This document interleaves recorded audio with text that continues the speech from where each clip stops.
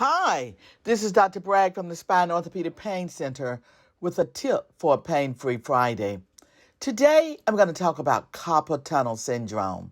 You've heard of it. This is when you get pressure on the nerve in your wrist. And when you do, you get tingling or numbness in your thumb and the next 2 or 3 fingers on one or both hands. Pain may extend to the elbow. Usually this pain is worse at night, and you might find yourself, if it's advanced, with a weak grip or handshake and dropping things. But what does this come from? It usually comes from when you perform repetitive motions of your hand or wrist, like we've been in the midst of a pandemic. Typing on the computer keyboard is one of the most common causes of carpal tunnel syndrome.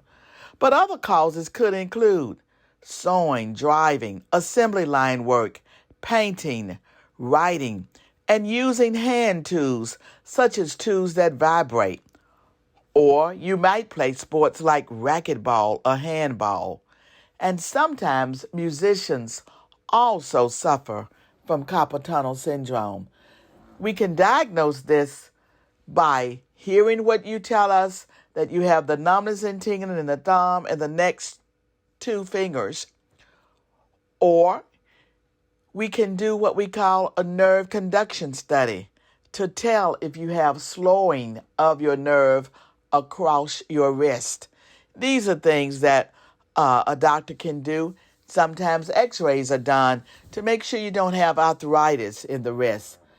But what can you do non-surgically?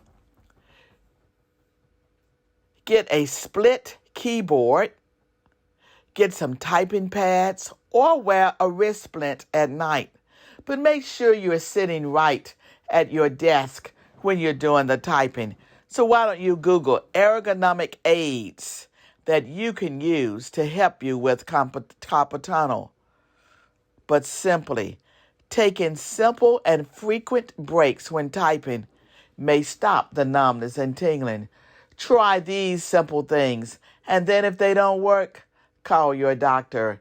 This is Dr. Bragg from the Spine Orthopedic Pain Center with a tip for a pain-free Friday.